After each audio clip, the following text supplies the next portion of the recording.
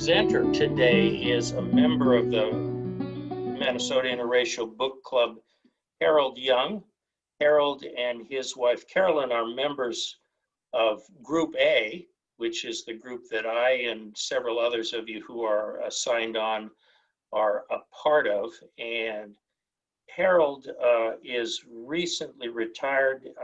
Harold worked for HUD, yes, in Baltimore. Mm-hmm. For much of his working career, and is a relatively recent participant in the Manasota Interracial Book Club. Harold's presence in our group keeps a smile on everybody's face all of the time, which is a lot of fun. But even more significantly, Harold has really gravitated to Isabel Wilkerson's work, and he was a careful reader and discussion leader of her book Warmth of Other Suns.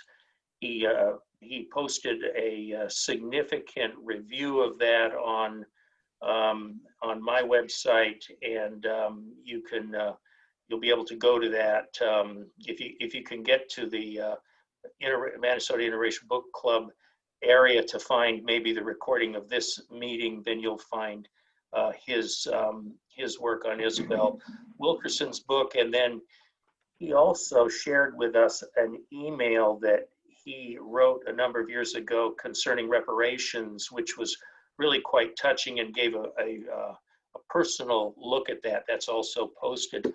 I want not to take any more time from Harold. I know he's got a fantastic presentation. We want to get through it so we can get it all on tape.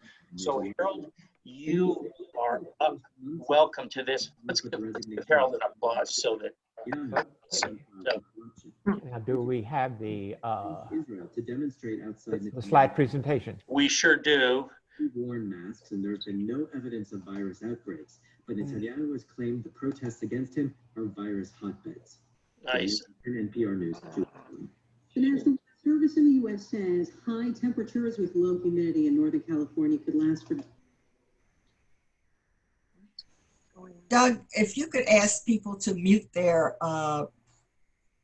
mute while Harold is giving this presentation, it would be helpful. All right.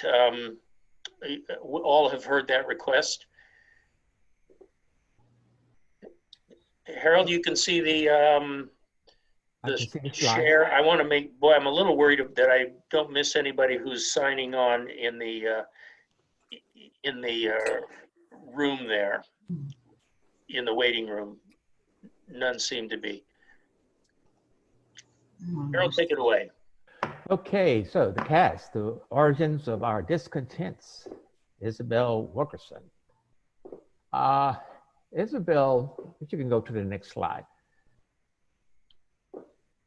You can see here, she's a 1994 Pulitzer Prize winner featuring writing in Chicago as a bureau chief there. First Black woman in the history of American journalism to win a Pulitzer Prize, and the first Black to win for individual reporting.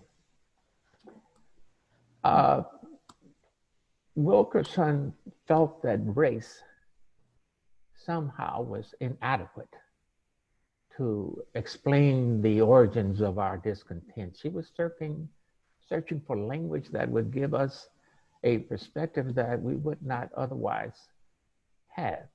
Is there another slide there, Doug? Okay. So she focused on the Indian caste system. She actually started researching the Indian caste system while she was writing warmth of other sons. Obviously, you know, oldest and most recognized caste system. So she thought very deeply about how can she now better explain the origins of our discontents using caste as a backdrop or an operating system or the bones of our existence.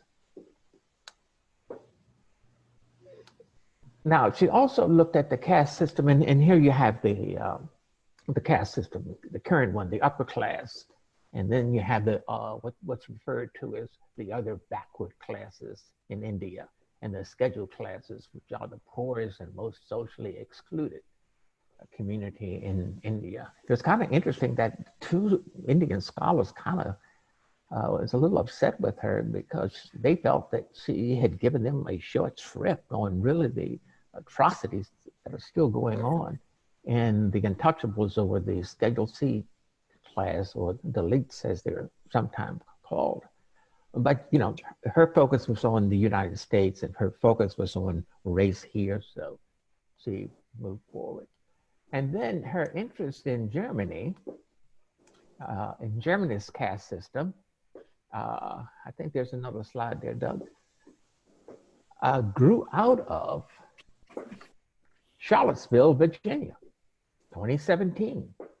We can see the confluence of this imagery and the symbolism of the Confederacy and the Nazis all coming together, where there were protests for the potential removal of the Robert E. Lee statue. As you recall, a lady was in fact run over and killed in connection with that protest. And you can see in the German caste system, oh, go back a bit, the German caste system, can you go back? Okay, great. You have the Aryans and the Western Europeans and everyone else below. And then at the very lowest rung of the caste system are the Jews and Blacks. And that's the way it was. And this is what she was researching after she was confronted with Charlottesville 2017. That's interesting. Okay, then Wilkerson begins to discuss the arbitrariness of the construction of human division. She tells a lot of personal stories here. She relates the story how she was even coded and placed in a container built just for Blacks. So let's go through the, just 1 minute. We're gonna go through the caste system. First, we have the infrastructure of our divisions, the architect of human hierarchy, fixed and embedded ranking of human value based on ancestry and what one looks like. The presumed supremacy of one group against the inferiority of the other. Subconscious code of instructions. Blacks maintain in a 400-year-old social order. Cast like a wordless usher in a darkened theater, flashlights cast down the aisles, guiding us to our assigned seats for performance. She said, looking at Caste is like holding the country's x-ray up to the light.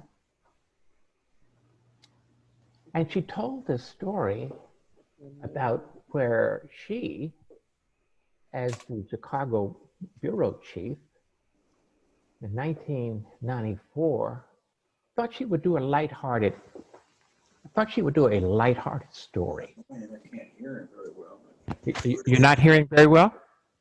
Oh. Hello? Are we hearing? Okay. Is that better? Yes. Okay. Yeah. Okay, great. Thank So, you. okay, great. So Wilkerson decided to do a lighthearted piece in Chicago about the Magnificent Mile, for those of you who've been there, along Michigan Avenue. She had interviewed a number of retailers there and had one left. And her last retailer was a boutique owner.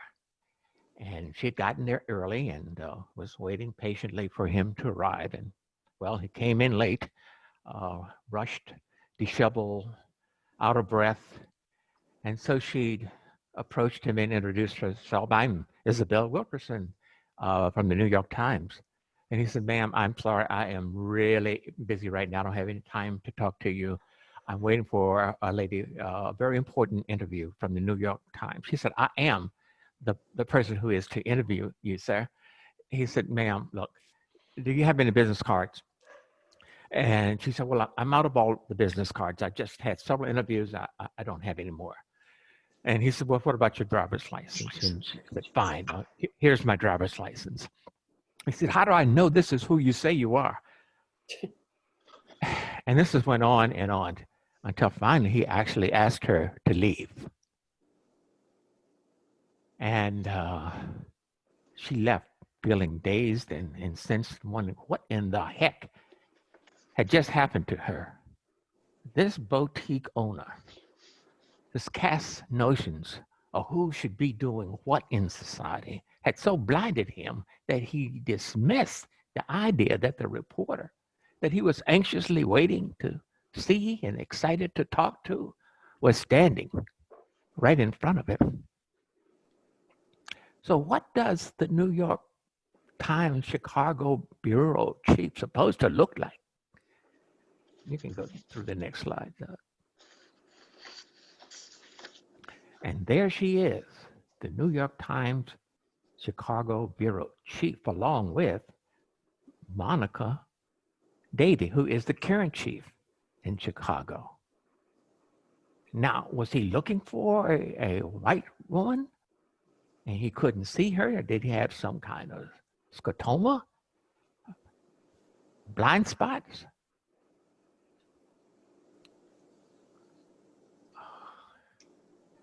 And you can go to the next one. So what do we see? When you first meet someone, do you see, does a white man see a black man? And does a black man see a white man first before he sees his humanity or who he might be, or who he might be interested in having a conversation with? Sometimes we're so blinded by our own caste system that's operating, embedded in our memories and in our social walks, that we only see what we've been programmed to see.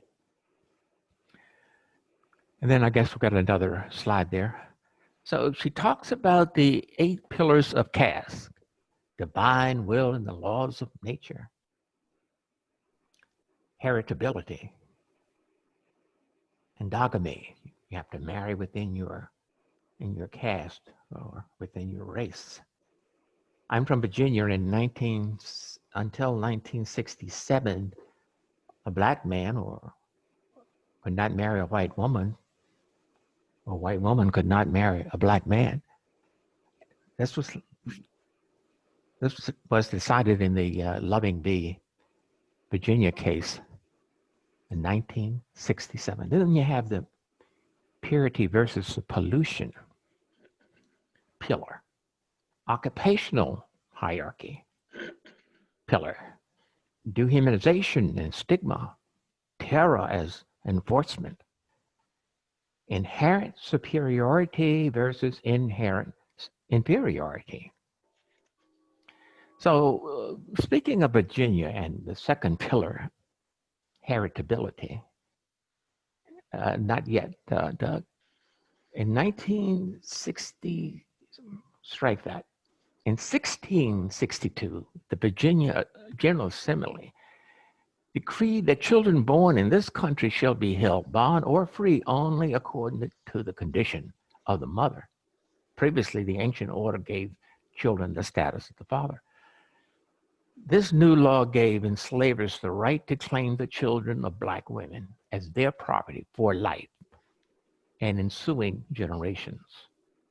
The black womb was converted into a profit center, and no child springing from a black womb could escape condemnation to the lowest rung.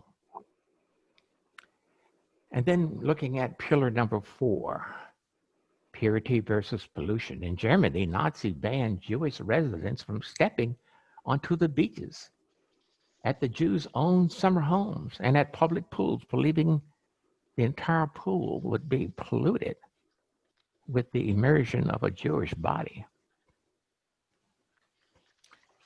In the US in 1919, a young 17-year-old black male was swimming in Lake Michigan, a public beach, and he happened to wade past an imaginary line that actually separated the races. And guess what? He was stoned and drowned. And this one, sort of close to my heart. I coached Little League Baseball. I played Little League Baseball. So in 1951, the Little League Baseball team in in 1951, a Little League Baseball team in Youngstown, Ohio, won the city championship. And the coach decided, let's go have a picnic at the public pool. And off they went. And when they approached the public pool, the lifeguard said, I'm sorry, the one black kid you have on the team cannot come in. So what they did, they made an arrangement and gave him a blanket on the outside of the fence. And while the kids went inside, the other kids went inside and swam. And so toward the end of the picnic, the coaches pleaded with the lifeguard to let him come in. And he said only on 2 conditions. 1, all of the white kids have to get out, and he would have to get on a rubber raft, and he is not to touch the water because he might pollute the water.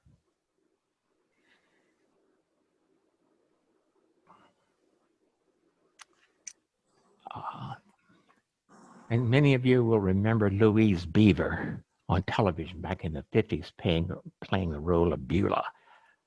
Always an inferiority role that she played. And even up to 1960s in the South, black passengers had to go to the front of the bus to purchase their tickets and then get off the bus and walk to the back door to board the bus so as not to pollute or disturb white passengers. So in 1944, after the war, there was an essay contest. A 16-year-old black teenager participated in the contest and won. And the question was posed to the students was, what should we do with Hitler after the war? And the young lady said in one sentence, put him in a black skin and let him live the rest of his life in America. Looking back at this whole caste notion, it's not about feelings or morality, it's about power. Which group has it and which do not? It's about resources, which group is seen worthy of them and which is not.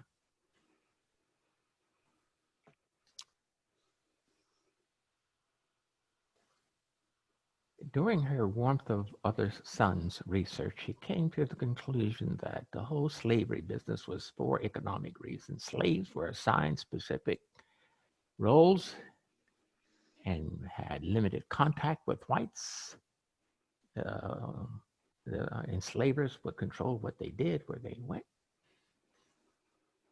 and kept them generally unread and illiterate.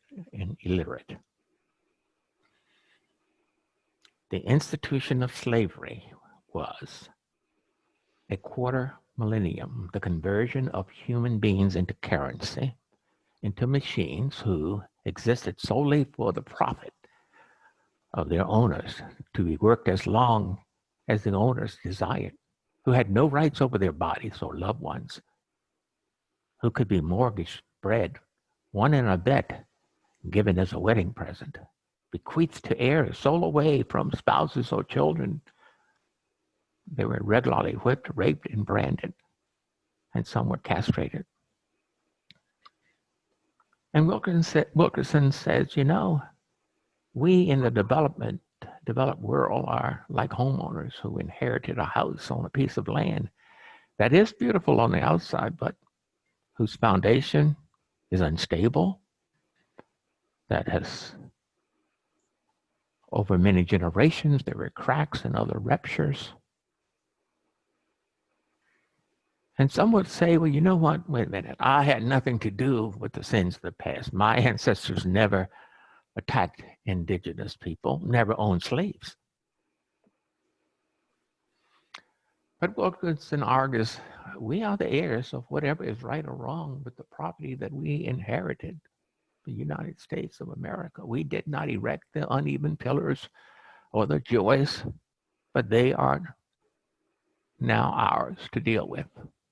Unaddressed, the ruptures and diagonal cracks will not fix themselves.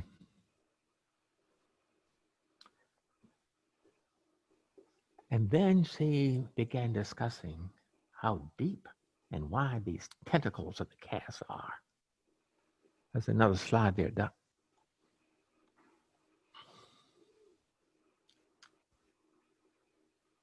Okay.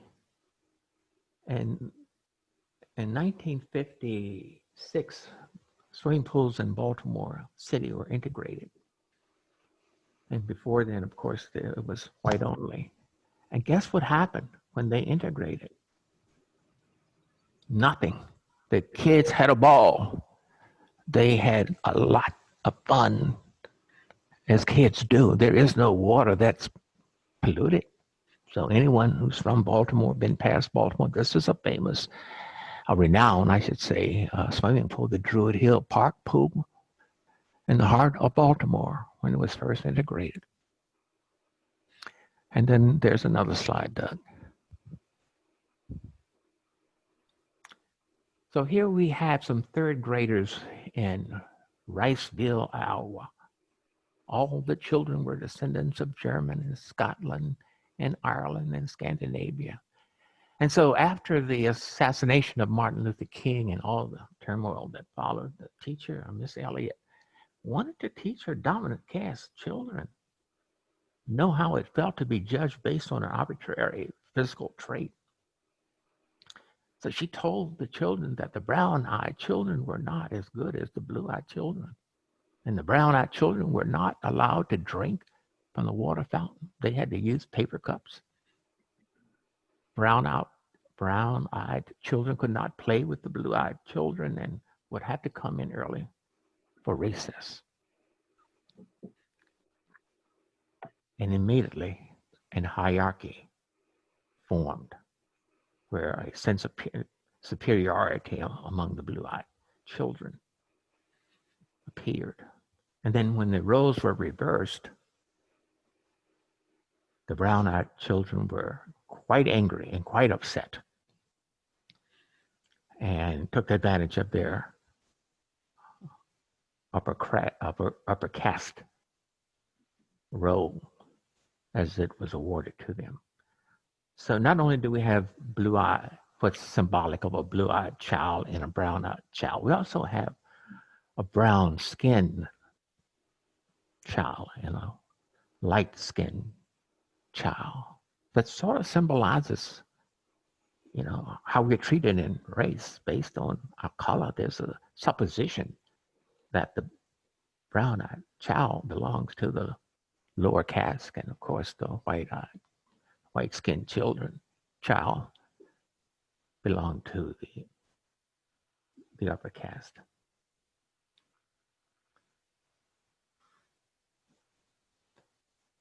So under the dominant caste scenario, under the tentacles of caste that are deep and wide, is this notion of a scapegoat to bear the sins of the world. That's where I am now in the book. The human impulse is to blame the disfavored outside group for anything that went wrong. And we have seen this scapegoat behavior play out many times in America.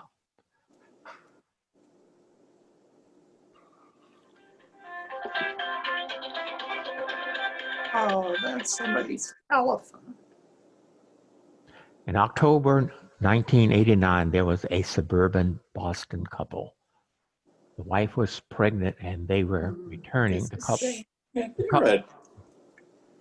The couple was returning from childbirth class. And before reaching the home, the husband decided to take a roundabout way back to their home. And on his way back, he had to call the police, 911. And he told them that my wife's been shot in the head and I've been shot in the stomach. We were shot by a black male with a raspy voice and had a hoodie on. And when the mayor heard this, he said, I vow to get these animals.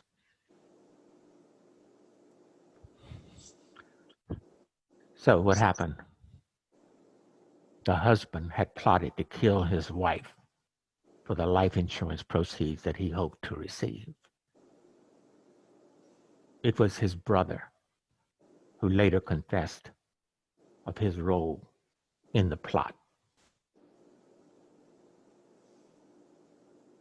And so there you have it. And we've seen this type of scenario played out in the US. And there's another slide there, Doug.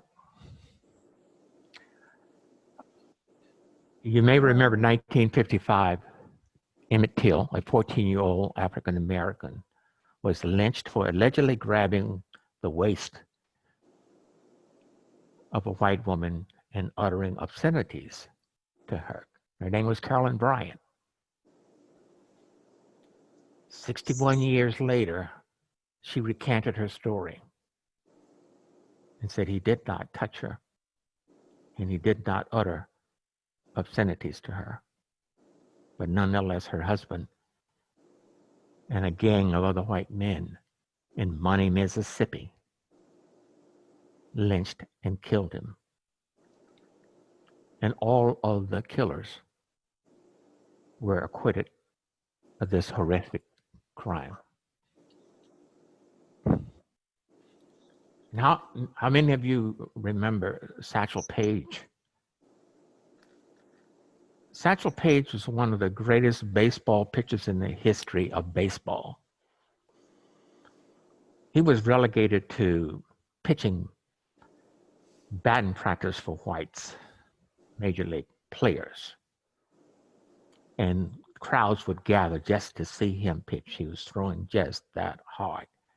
And he could strike out men at will. And he was excluded from playing in the majors until he was 42 years old. He was old enough to be some of the baseball players' father. And when he first got an opportunity to play for the Cleveland Indians, he pitched a shutout, 5-0 over the Chicago White Sox. So you have to ask your question, was it worth losing all of those profits, the fame and glory that the baseball teams could have gotten from watching this miraculous, outstanding pitcher, just to exclude the subordinate cast from the majors? Was it worth excluding him to prove this fiction that the talent resides within the favored group only? And guess what? There are consequences for this cast that props up. The Stockholm Syndrome.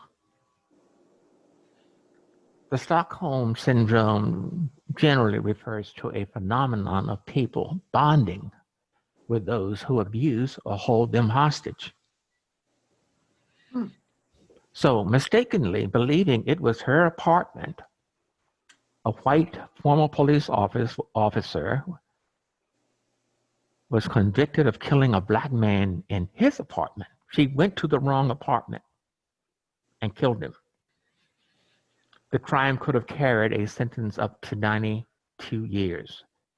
She actually received 10 years. At the hearing, the brother of the slain man extended his hand of forgiveness to the dominant caste woman he hugged her in a scene that went viral all over the world. While the dominant caste woman was sobbing at the trial, the bailiff, a black woman, went over to her and began stroking her blonde hair. The judge of the subordinate caste, the black woman, stepped down from the bench and gave the dominant caste woman a Bible and began to pray with her. They had assumed the role that was expected of them to have mercy on the dominant caste woman. You remember in 2015, Dylan Roof massacred 9 black parishioners at the Mother Emanuel Church in Charleston, South Carolina? Now, the victims immediately extended forgiveness to the unrepentant white killer. It was an act of abiding faith. It sort of captivated the whole world. But it was also in line with society's expectation that the subordinate caste bears its suffering and absolve the transgressors. The roles we play in these castes. And so then there came a backlash behind what's been going on in the United States when Barack Hussein Obama became President Obama and became the first African-American president ever. Most of us would never have believed that was possible, even though most whites did not vote for him. President Obama, having a white mother and being raised by white grandparents, made some whites feel a connection to him. And there he is. There he is as a little boy with his mom on the left, and there he is upon his becoming President of the United States. But this had a backlash. And from this chart, we see the U.S. population by race and ethnicity in 2016. The white population was 61%. The Hispanic population was 18%, and African American 12%, and the rest you can see on the chart. So in 2020, according to information I was able to pull out of some research I was doing, 60.7% of the country's population was white. And their share of the population, the whites' share of the population, is projected to fall below 50% by 2042. So this is 8 years earlier than was originally projected. And what's interesting how rapidly this is occurring. In 1900, the white population represented 87% of the population of the United States. And even in year 2000, it was 75%. In 2042, it's projected to be 47%.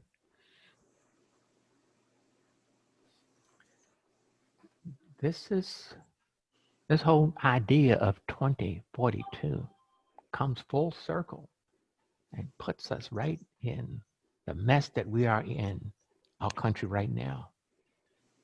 It's sort of like the turning point. So white working class vote against their own interests, willing to lose health insurance now, the instability in the White House and government shutdowns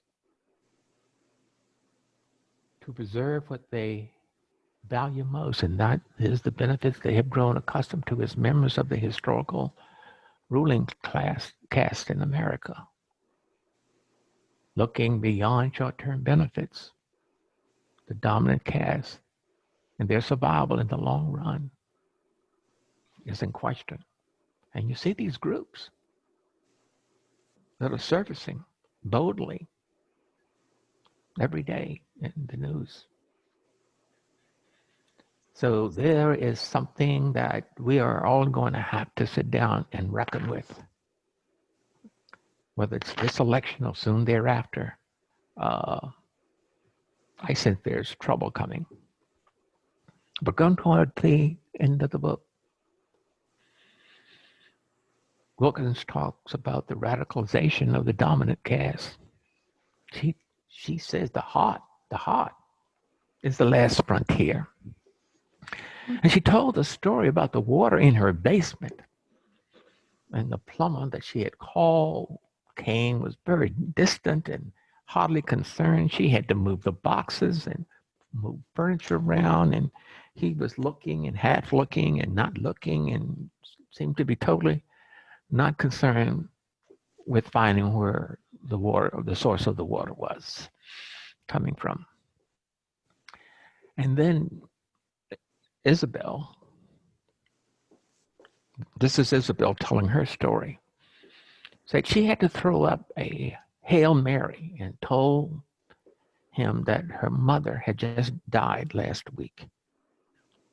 And both her mother and husband had passed in the last 18 months.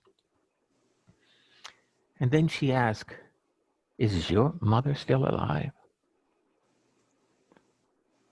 And the plumber's demeanor slowly changed, and he looked down at the wet floor and said, no, she isn't.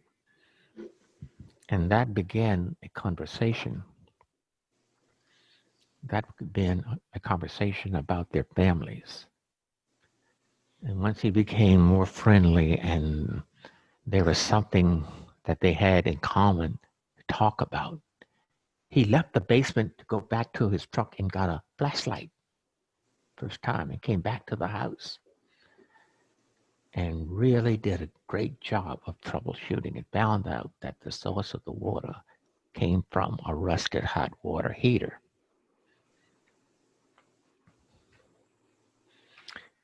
So it appears from the telling of the story that she believed that given the right environment and circumstances, difficult conversations can be had. She described the plumbers leaving her home finally as, "Then he bounded out of the old house and into the light of day." So I guess my question here is, did Wilkerson appeal to the plumbers' humanity, a humanity that seemed to surface only when they both learned what they had in common?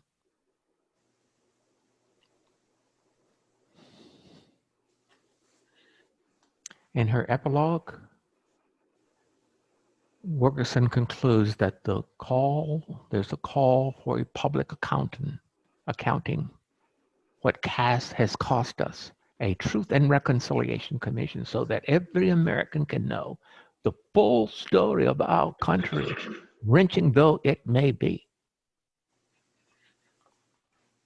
Then I think we had one or two more slides there. Referring to Isabel's "The Heart is Our Last Frontier." You remember Rodney King, May 1, 1992. Can't we all just get along?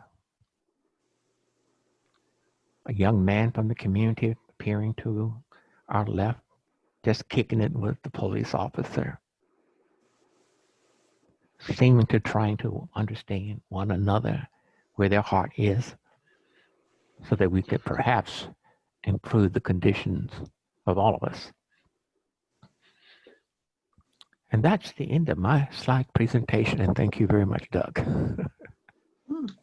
Thank you.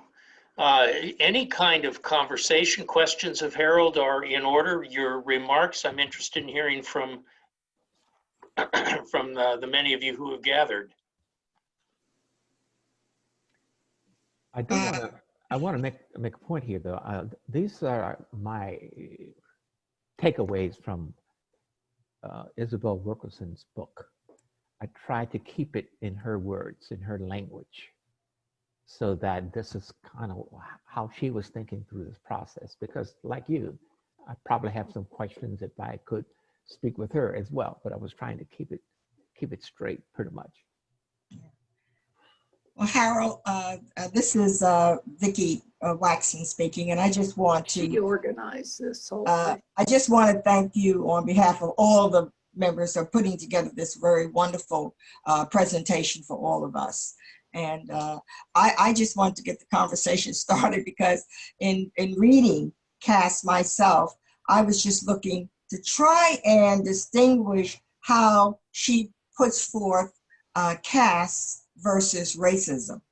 And the little story that happens to me often as an African American and living here in Lakewood Ranch, that you have to have some things to remember all of this stuff by. Right. So when I often have Caucasian, I'm using her words, Caucasians to come into my home to do work. And they will look at where I live and they'll look around and Yeah. they will look at the furnishings and they sort of size up, especially my husband, who's Caucasian, if he's not around, and they will, first, I know sometimes I can think they're wondering, does she live here or is she working here? Yeah, yeah. So they look at me a little harder depending on how I'm dressed, and they'll say something to the effect. And I know that it comes to a shock to some of them and me looking at them. All right. But the way I can distinguish caste is that Isabel Wilkerson is showing us that caste deals a lot with structural categories, and that oftentimes people come in and they will see you interracially and begin to automatically lean to the only thing they know or what they've come to believe. But it only turns to me into racism is when they begin to act upon those beliefs in certain ways. And those ways could be very different.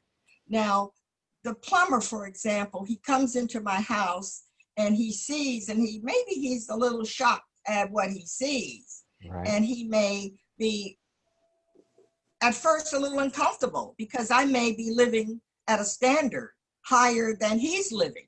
Yeah. However, that's okay, because it just means that he's coming to grips with the fact that all of his expectations about African Americans are just not true, that some of us are living above what he expects us to live. However, if he charges me more money, then he becomes to me a racist. Right. Okay, that's how I sort of summed up her whole definitions and differences between the Interesting. caste system and the racist system. If he Interesting. charges me more money than he would my neighbor, Kelly, then he is a racist. And we had that with people that were cleaning our windows. We found that he was charging me more money than he was charging her. So I know that he was racist, and of course we fired him. But Yeah. that is the way we can begin to see how structural categories means. And I think that Isabel Wilkerson is contributing to this conversation so much because she offers a more variety Oh, of yeah. looking at this. It's not just black and white. There are levels and levels and levels. So that's what I had to say about it. Thank you, Vicki. Others? Carol? Yeah. One of the things that I was very interested in your, first of all, thank you. It's always very, very good. Yeah. And so appreciate that. But today I was listening to a news show. I don't know if any of you noticed, recently we had a presidential debate. Did anybody catch that? I avoided it. Yeah, if that's what you want to call it, Mike. Yes, go ahead. Yeah, no, I don't want to call it that, but I don't want to, I don't want to go there. But they're asking on the news show, how is this all happening? You know, especially in relationship to the Proud Boys and all that nonsense that happened.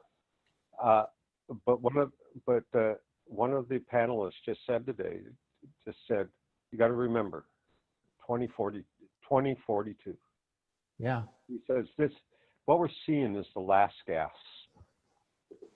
You know, and it's going to be hard, it's going to be ugly, it's going to be really, really terrifying at times. But all of us have to remember 2042 because everything's rushing to this change and people are ill prepared for that. So they're going to do desperate things.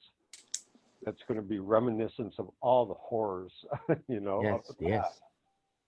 And so I just wanted to throw that out. That was, as you said that today, my heart almost stopped, and I go, yeah, it's so right. It's just so right. So right. I have, I'm not sure whether I picked this up in her book or at least read several articles that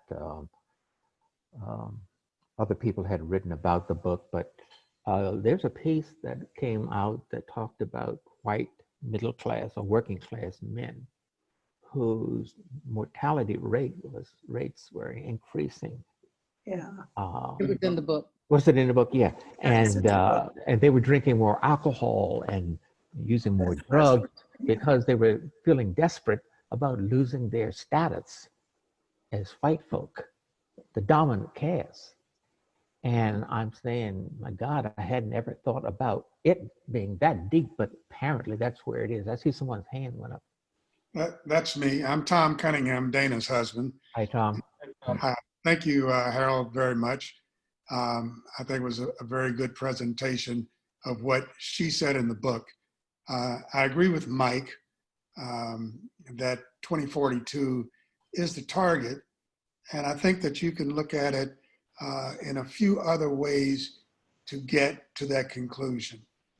One is when you look at President Obama, you look at a whole category of upper class people or upper caste people who said that, gee, if I'm better than any black person, even if I am at the bottom of my division of caste, what does it say for a black man to become president?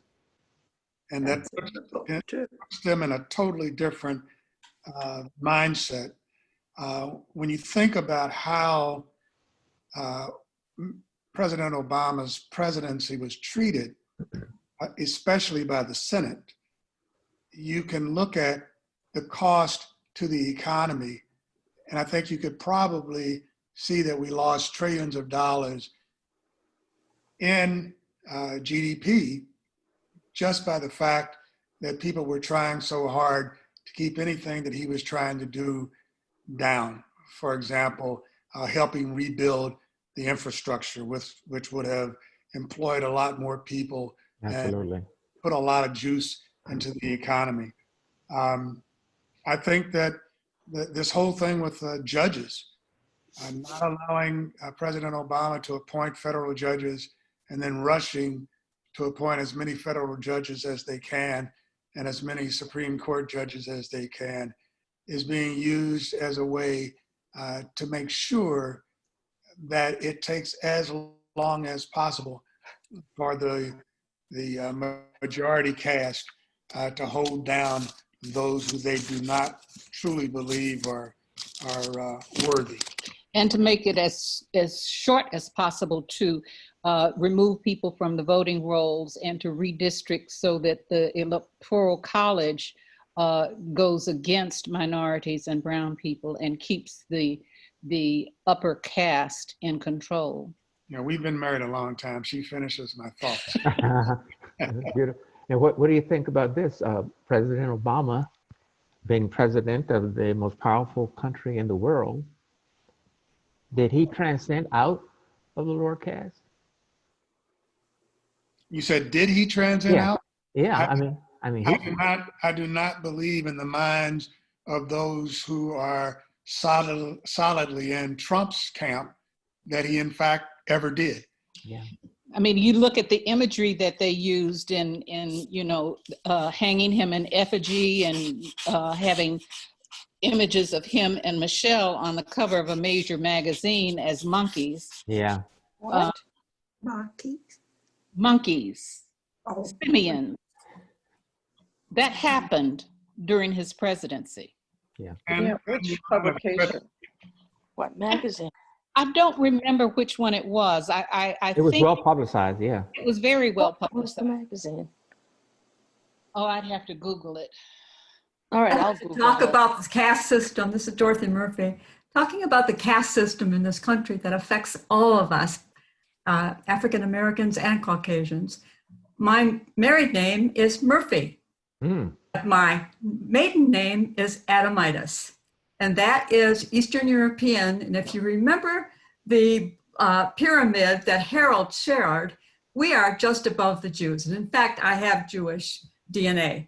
Mm. So that's a very definite caste system. And trust me, I went through school and only had one teacher in all that time who honestly, a substitute that could read my last name as Adamitis. The other thing is, as students, and many of you are teachers, I was an A student. I went from year to year walking in the room with the teachers knowing who I was and what I was capable of and putting me at the head of the class. I didn't want to be there, but that was a caste system. So there are many, I've listened to Isabel being, and she has spoken of the myriad caste systems we have in this country. So I understand totally what Vicki was saying, because there is a difference. But those of us who want to make change have to do it within organizations that promote diversity and inclusiveness. And one of those in this city, in this county, and for Manatee is SURE, Sarasota United for Responsible Equity. And that's what I'm comfortable in, because we have a lot of diverse people with diverse in socioeconomic. It's just not in race, but it's socioeconomic. And I invite all of you, in fact, I can send Doug DeSalle a link to our Community Problems Assembly on October the 5th via Zoom. So anyway, that was my bit, but I want to make clear, as a Caucasian, I understand the many caste systems. And for somebody that's worked for civil rights since the 1960s, and here we are in 2020, and ask me what the changes are. Yeah, thank you. Send me that link. I think there's another aspect to the book that may be lost on some folks. I think that what the author may have been trying to do is to make certain that folks who are on the borderline, they really, they are not racist, probably have never been, but they feel compelled to go along with people like President Trump because they believe that's what they should do. And they are challenged by the fact that people put them in a category of being a racist because of their race. This view of a caste system in some manner takes that burden off of them. They now can say, yes, I understand that I have benefited by the fact that I am white. It doesn't make me any better. It doesn't it doesn't make me a racist, but I am the one who has benefited, as Harold Young said in his presentation, that people benefit from the color of their skin. And those of us who wear a brown or dark skin have combated that all of our lives. At my age, there are a great deal of people in this community who were the first at many of the challenges that they took on during their lifetime.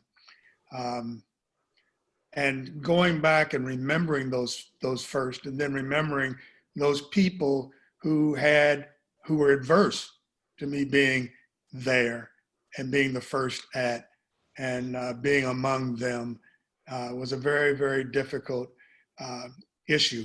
The other issue that I think is important, and someone else brought it up, but there are levels, just like in the caste system in India, there are levels of caste in the United States, and that people at the bottom level feel compelled to join in whatever the upper members of the caste system want to lay on everybody else because they want to stay at least in that group.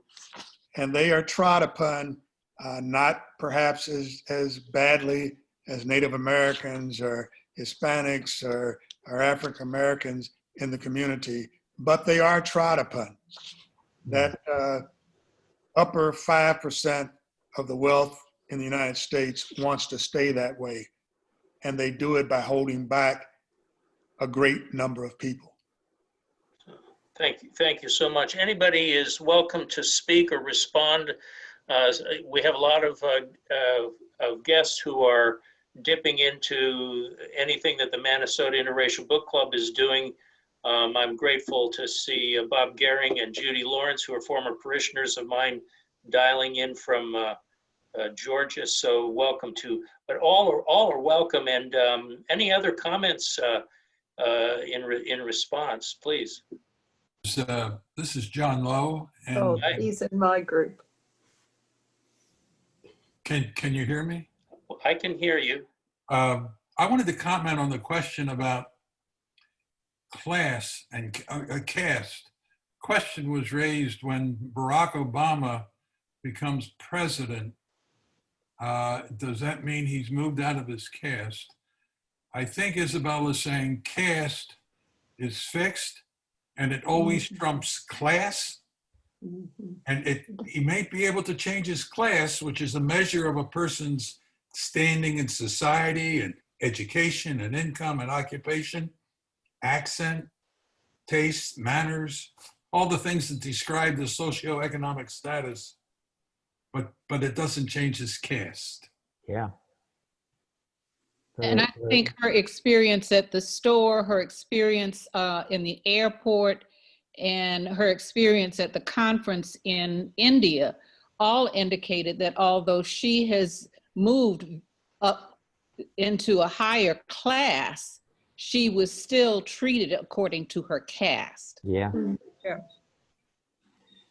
Doug, this is David Thomas. Yes, David, please. I Googled the ape picture. It was hard to find it, but I found a story that says a Belgian newspaper is under fire for an image it printed showing President Barack Obama and the First Lady as apes. Progressive newspaper De Morgan is being accused of racism for the image, along with an article it published just prior to Obama's visit to the Netherlands. It clearly shows the couple as two apes, an editorial decision that has been slammed as stale racist drivel. And the story goes on to say that they defended themselves as saying it was satire. So I just thought I would put that in there. That magazine cover did exist, but it was not an American magazine. It was a Belgian. Thank you. Yeah. When I Googled it, they showed an image on a New York magazine that showed the evolution from an ape to Obama. Yes, I found that too. Doug? Yes, Judy, good to hear from you. Thank you. I appreciate you letting me join in on this. I have been listening to some interviews that Oprah has done with Isabel Wilkerson, and they're available. You can just Google Oprah's Book Club podcasts. And even if you don't do podcasts, which I don't do, but you can just click on that and hear the interviews. And she has 8 interviews, about 30 or 35 minutes apiece, and they're primarily on the pillars that she speaks of in this book. And I just thought I'd recommend that if anybody was interested in. I appreciate that. You know, Judy, if you'll send me a link, I can post those so others in the group can, can grasp that. It turns out that Connie Anderson, I think Connie's still here.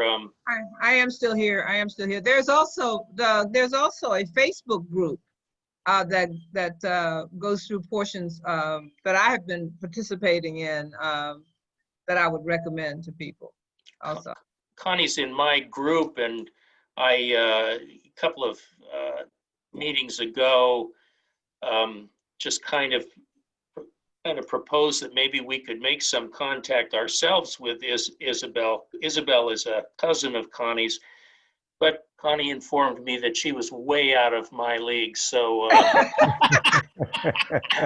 so you know, so I didn't send her an invitation to this event.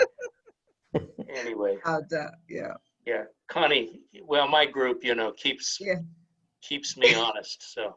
I think it's interesting. Well, I enjoyed the read, but I grappled with caste and racism, and I grappled with her definitions. I had to work with that. But I do think she's firmly saying once you're in the caste, that's where you are. And it doesn't matter how much more money you make or what position you get. I mean, we got stories. Oprah trying to shop on Fifth Avenue with all the money she had at one time and not being allowed in a store. I thought that was London. Oh, well. No, it was Fifth Avenue. It's both? New York. Yeah, it was New York. So, but the point is, wherever it happened, it is that Euro thing of you don't look like we think you're supposed to look, then we decide. It's decided from your birth where you belong, and you can scramble to get, you know, more money or position or whatever the things are we spend our lives scrambling to do, always to trying to improve, but you're fixed. You're right there, and she does it in quite a deliberate way. I continue to be impressed with her. Thank you. I had a talk, going back to what Tom had raised with regard to race and racism. Isabel never used the word racism or racist in Wants of Other Sons. And she did not. She did not. And it was hard for me too, Connie, to get over in my brain race to get to caste. I just had difficulty making that transition. And I think she was rather brilliant in doing so, because she was not openly and in your face accusatory. She was describing the process, you know, the origins of our discontent. Oh, Black. And so I think it allows now for conversations to be had multiracially about these caste things. Yeah. Because she's not pointing and calling any group racist per se. And there's a wonderful NPR interview with her where she talks about that process, and it's very clinical for her. I mean, it's very clinical. Yeah. I see Nylima's hand up. Nylima, unmute your microphone, Nylima. That's Lindy. There you go. Thank you very much. I'm Nylima Noble, and I am from India. So this book by Isabel Wilkerson was an increasingly compelling read for me of the way in which she then makes the linkages and the similarities and differences between the caste system in India, which is a very entrenched system, I may add, despite the fact that it has been legislated and outlawed, and there have been series of programs in India which are called which are intended to give the lower caste people a leg up into the system, including, for example, at this point in time, wherein something like 90% of all the jobs in India are kept for the, as they call, scheduled caste people, etc. And entrances into schoolings and universities. But first of all, I just wanted, as a way, I just want to step back and say that I'm a new American citizen here, fairly new. I've been an American citizen only for 2 years. And therefore, as part of that process, I was very heavily into reading the American history. And of course, I realized very, very quickly that American history is absolutely African-American history. I'm sorry. And then also, and then in that context, people have been talking about the links between racism and casteism, and this is my little view here. I think the way in which caste system is set up in America, it is based very squarely on the basis of race and color. The way in which it works in India is somewhat different. And she has taken us through the 8 pillars of caste systems as they apply. For example, in India, the southern part of India has population which is darker skinned. And as you go up north, it's lighter skinned people. And therefore you continue to have, for example, people from the top echelons, the Brahmins, who are very dark skinned as well. So what entrenches the system in India is very much the so-called Hindu Manusmriti, which is the laws of Manu, which have determined that the upper caste people came from the brain of a god. Lower caste came from the feet. Yes, the lower caste came from the feet. The people who work in the industry, etc., came from the thighs, and of course the soldiers and etc. came from the arms of the so-called Lord, whatever God, whatever it is. So this comparison was really incredible for me, and she's made an excellent job of it. Now, one thing that I also learned in this book was the Nazis and the way in which they captured or they built on the systems and the literature and the work on eugenics, which was, they worked on them and they used it to do their own fascist Nazi agenda. Now, I wasn't quite aware to the extent to which Nazi philosophy was so built on what was so prevalent in the United States in the 1930s, 1920s, all built on, of course, the legacy or the bad legacy of slavery.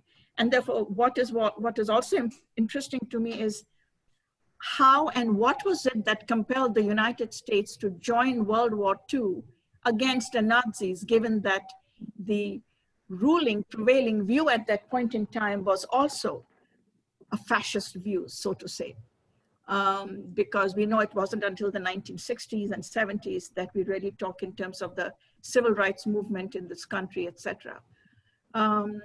So these were some of the thoughts that came across my mind while I was reading the book, and I've learned a great deal from it in terms of the similarities and the differences between the caste systems of India here, and of course the 10 odd years of fascism during the time of the Nazism. Of course, it continues everywhere in the world. Very interesting. Thank you very much. Thank you for that. That's good. I saw Bob's hand, and I'm thinking I'm seeing Dana's hand again. But before they speak,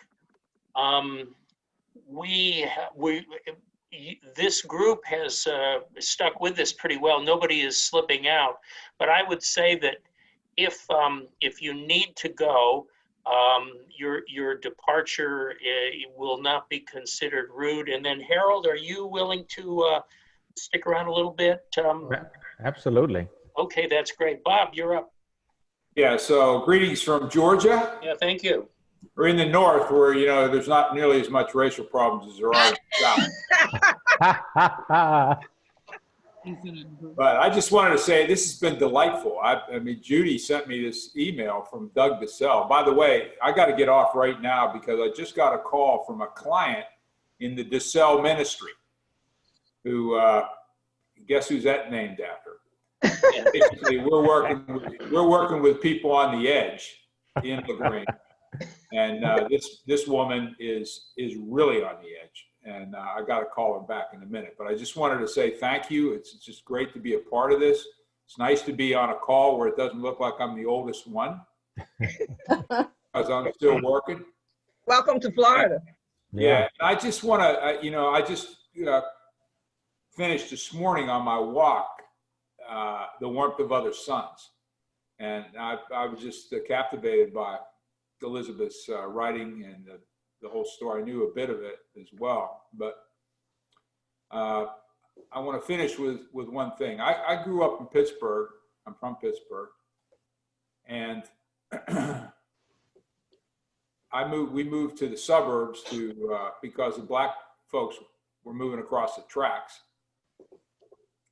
I found out actually just recently that the subdivision, not that we lived in a small new one, but that had been built in 1947, it was the largest subdivision in Pittsburgh, was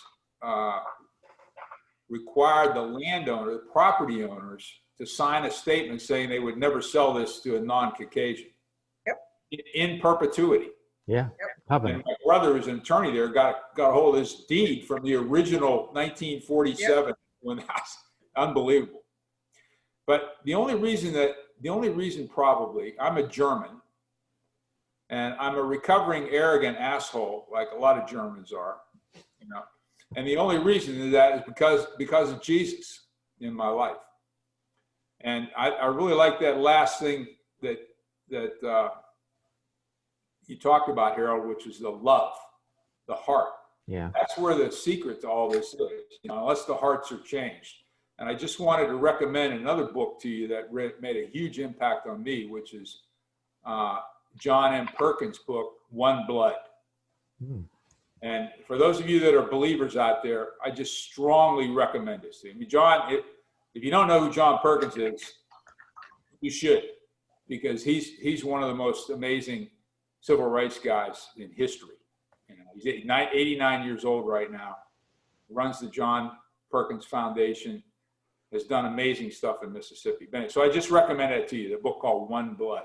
And basically it says, the subtitle is, these are my parting words to the church. And he basically says, look, there's not going to be no real reconciliation anywhere unless believers reconcile. We have to reconcile with each other. We've got to integrate and live together and get past all this. And I couldn't agree more. But this has been such a blessing to be with you, and I can't wait to read Caste. Thanks so much, Bob. We'll keep you informed, and any open invitations we have to other activities, we'll get in your direction. Now, you know, go and do your work for the DeSalle Ministry. Yeah, it would be typical of the DeSalle Ministry that if you spend a lot of time talking about problems and not doing anything about it, that would be just perfect. So we don't want that to happen. All right, bye-bye, everybody. God bless. Thank you. God bless you. Who else? I see one of the Cunningham hands up. Yeah. I have a question for Nylema. When we lived in Michigan, I was a part of a race relations and cultural diversity task force. And there was a Japanese woman who was there with one of the Japanese auto companies in the Detroit area. And we had a large number of Japanese, and we also had a large number of Indians, not quite as large as the Japanese population. But the Japanese woman told me that she was dreading going back to Japan because in the United States, although she could make friends with any Americans that she came in contact with, her interactions with the Japanese was strictly, she didn't use the word caste, but that's what it was. There was the top guy in the Japanese auto company, and then there were tiers going down. So it was the corporate hierarchy that she had to socialize within. And I had a neighbor 2 doors down who was Indian. And I was in a newcomers group and was playing bridge with an Indian. And I asked my neighbor if she knew this woman. And she said, oh, she's in another caste. We don't associate at all. And I was wondering if Nylema has found that that caste structure carries on here in the United States for Indian people. Before Nylema answers that, some people are departing and asking to be put on the mailing list. Be sure to type in your email address as you do that. Nylema. Thank you very much. The short answer is that the caste systems in India are obviously much stronger in India. But when they come out, what matters very much here is the kind of, the short answer is no. The answer is no. The answer is absolutely not. Having said that, Indians came here in different ways, you see, And most of the Indians who came here I understand, were in the late 60s and 70s, and they came here as graduate students, etc., etc. And most of them are educated people across whatever castes that they came through. And therefore, the issue of casteism hasn't mattered one bit. Now, having said that, I'm aware that there are Indian families who will look to have their children marry people of their own or within their own caste system. And the explanation for that it's not all that different in many ways when you think of your children. If my daughter is a doctor, for example, I would like her, when she chooses a mate for herself, to marry somebody who is of her equal, in educational measurements or any other measurements. But the good thing on the India side now is that the caste system remains quite rigid in the non-urban environment. But in the urban environment, India, which is now over 60% of India, is now being urbanized, or is urbanized now. And therefore, those social structures are breaking down. When you come to a city like Mumbai, you are living cheek by jowl with people from all over India. And therefore, those rigidities which inform the way in which people live or eat or whatever else, and the kind of jobs they do in the villages does not necessarily apply. So that's the good news that I can, So if this lady said that, oh, she's not of my caste, she's an outsider, I can tell you that. She's an outlier, totally. It does not happen. I have friends from every caste. In fact, we don't even know what caste each one is when we meet as Indians or otherwise. Thank you. Mr. Cunningham. Thank Doug. I think that someone mentioned the Second World War and our entering the Second World War. I did. If people would remember, we did not enter the Second World War until Japan attacked Pearl Harbor. And Japanese would have been considered non-Aryan, non-white. The same thing happened. I'm a retired Air Force officer and served in Southeast Asia during the Vietnam War. And we had a similar type of thing there. The people we were fighting against were brown people. If we look at the Middle Eastern War, the people we were fighting against in the Middle East are not considered Aryan nation people. So there's a long litany of the United States being involved in conflicts outside of the United States in countries that are brown countries. Wow. Thank you. Thank you. I one more thing to that, Doug, and I wanted to respond because I believe that it wasn't because we cared about what Hitler was doing. That's the point. They didn't draw us. It was the bombing of Pearl Harbor that made it happen. And England and had tried. The king had tried to get us to come when it got worse. So that I don't think that we cared about it. Roosevelt didn't care. No one cared about it. And when the question is asked, how did we let that go on so long? What Hitler was doing? Well, as you know now, we informed what Hitler did. So we weren't fighting against what Hitler was doing because in most cases we agreed. What?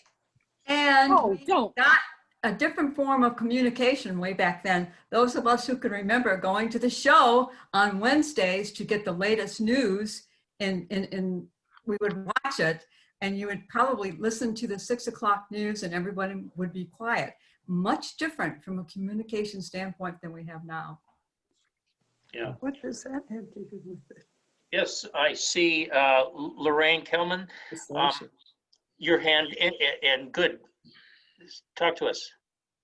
Okay, well, I'm a Jew. And as a Jew, I have read and seen quite a number of books and movies and so on and so forth about the Holocaust. And before the Holocaust, before Hitler came around, Jews were very assimilated in Germany and were fairly high up in professional careers and so on. Scientists, doctors, I guess lawyers, I don't really know, but you know, musicians and so on and so forth. And we looked basically like everybody else. We were white, and although some people looked a little bit, quote, more Jewish, you know, by and large, everybody was equal until Hitler came. And the thing that makes me so frightened of Trump, not that I think he's going to put people, well, I shouldn't say that. He did put some people in concentration camps down on our border, the Mexican people, but thank goodness he's not a complete maniac like Hitler was. But it just goes to show you that if you have someone who can spin the right tales and find the right scapegoats and,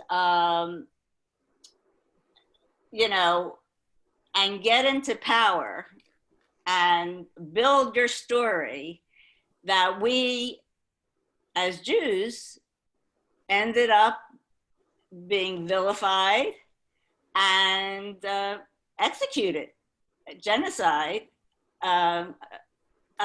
unless we were able to survive through the concentration camps.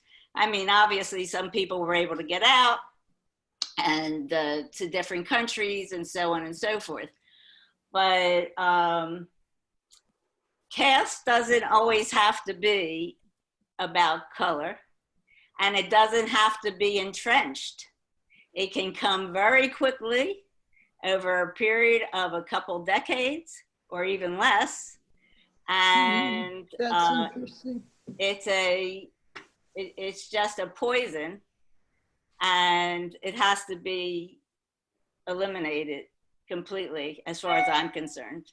So hopefully by 2042, hopefully by that time, there'll be more integration and more assimilation and more intermarriage and so on, until we get to the point where we don't care about all of this stuff. Lorraine, I am the founder of the Suffolk Center on the Holocaust, Diversity and Human Understanding. And in New York, we have one of the largest Holocaust private-owned collections in the state. So I am very much familiar with Holocaust education.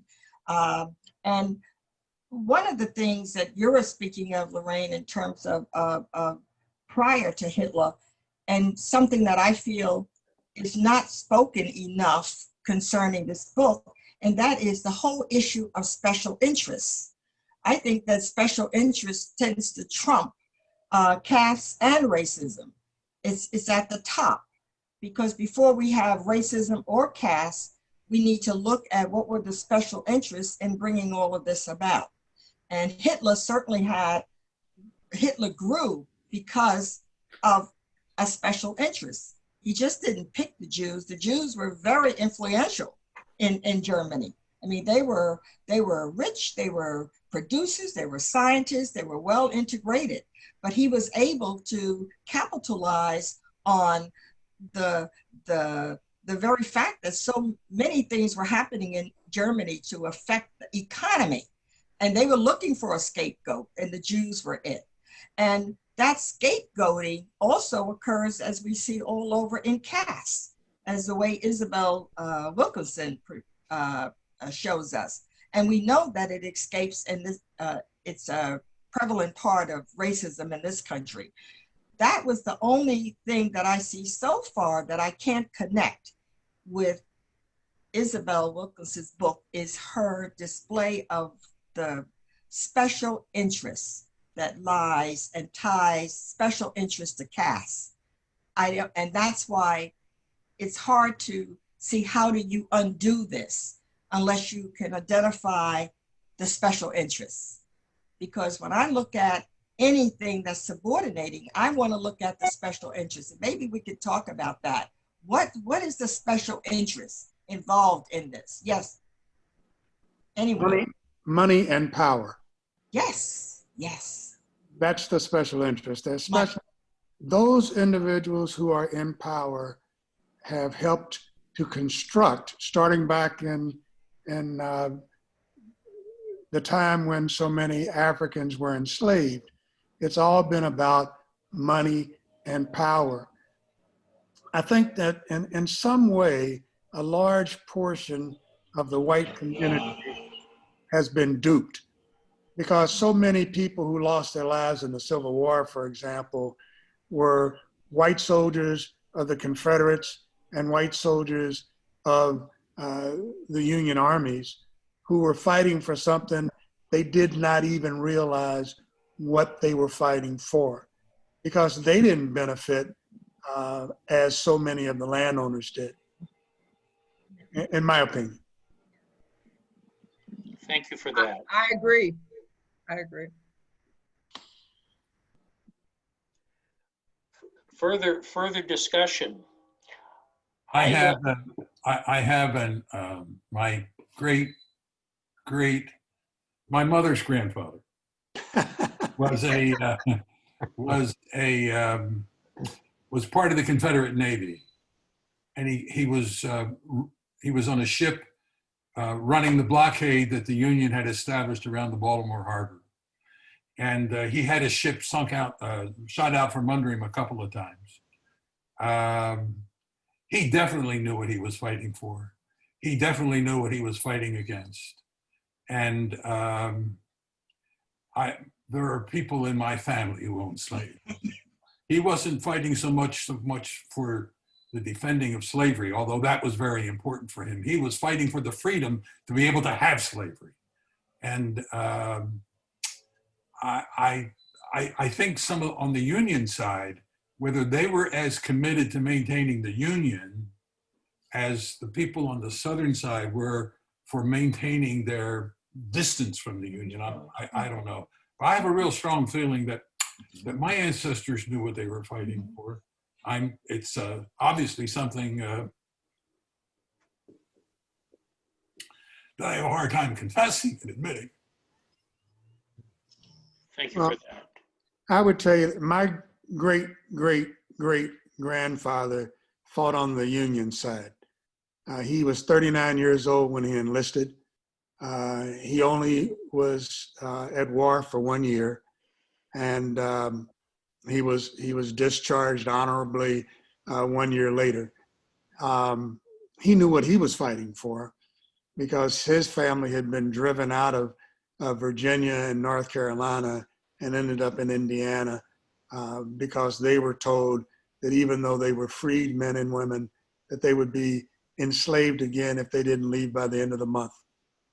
So he knew what he was fighting for. I understand John's point of view, and I don't think I'm speaking about all individuals who were fighting.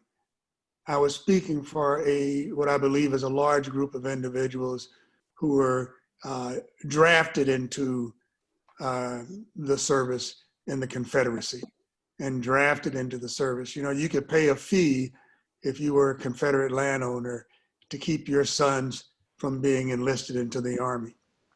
Same thing was true on the Union side.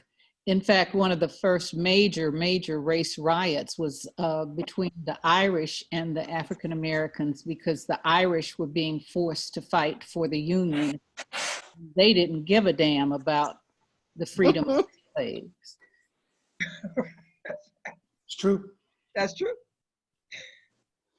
Doug, I'm going to have to check out. I'll talk to you later. Connie, we will see you.